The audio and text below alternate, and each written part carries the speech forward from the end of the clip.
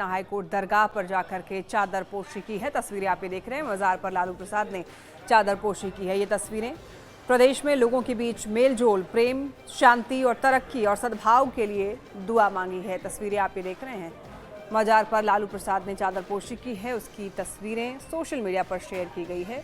उर्स के मुबारक मौके पर चादर पोशी की ये तस्वीर साझा की गई है।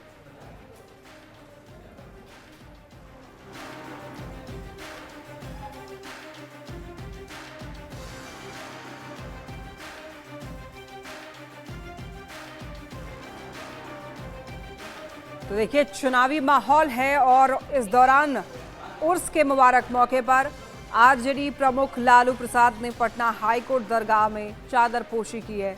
तस्वीरें आप ये देख सकते हैं। प्रदेश में लोगों के बीच मेलजोल, प्रेम, शांति, तरक्की और सद्भाव के लिए दुआ मांगी है। तस्वीरें आप ये देख सकते हैं। उर्स का मुबारक मौका, इस मौके पर चादर पोशी की तस्वीरें। बताया जा रहा है कि प्रदेश में तरक्की और सद्भाव के लिए दुआ मांगी गई है। और हमारे साथ राम सागर जी जुड़ रहे हैं, बीजेपी प्रवक्ता। राम सागर जी, उसके मुबारक मौके पर आरजेडी प्रमुख लालू प्रसाद जो हैं दरगाह पर चादर पोशी करते हुए नजर आए हैं, क्या कहेंगे आप? लालू जी चादर पोशी करने वाले ही ये लोग तो जो राजनीति है, राजनीति में चादर पोशी के लिए ही जाने जाते हैं। शंकर जी पर कभी जल चढ़ाते हुए देखे नहीं होंगे। और राजनीति को हरा रंग देने वाले, कभी भारत को कभी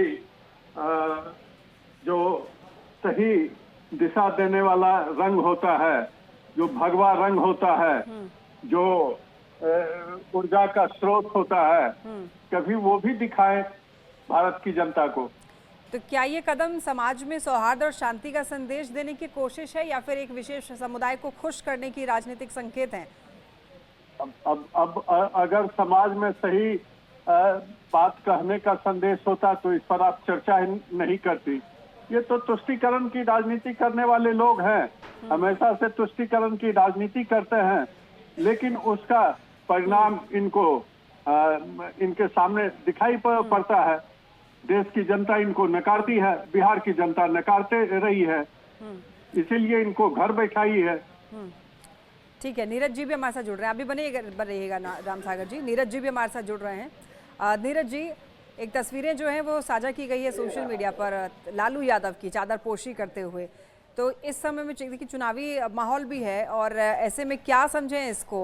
सौहार्द और शांति का संदेश देने की ये तस्वीर है या फिर एक खास समुदाय को अपनी ओर आकर्षित करने का ये संकेत दे रहा है? नहीं, वो देखिए, उर्स में जाने का सबको अधिकार है, लेकिन मन्नत किस बात की?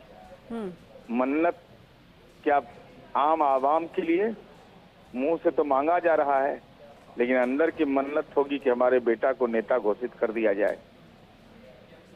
हमको लगता है ऐसा, और बीमार हैं अपने स्वस्थ होने की, तो हम समझते हैं कि ये पूरे तौर पर, अब देखिएगा कि ये धर्म का कभी भी राजनीतिक इस्तेमाल करने से बचना चाहिए। ऐसे आपको पूजा पाठ करना है, तो पूजा पाठ के बहुत भारी विरोधी थे, लेकिन हाल में पिंडदान करने के लिए भी गए। ये तो कहते थे कि 3 गो टीका ओम, यही सब उच्चारण करके। तो आपके हिसाब से ऐसे कदम से क्या वोट बैंक प्रभावित हो सकता है?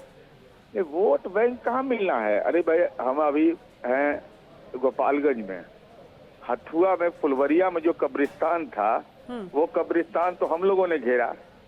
इनकी सरकार ये इनके अपने पैतृक गांव में कब्रिस्तान तक नहीं घेर पाए थे, रूह को सुकून नहीं दिया था। तो लोग जानते हैं कि वोट के लिए इस्तेमाल करने से आम आवाम पूरे तौर पर पूरी रणनीति समझती है। ठीक है, राम सागर जी भी हैं। बताए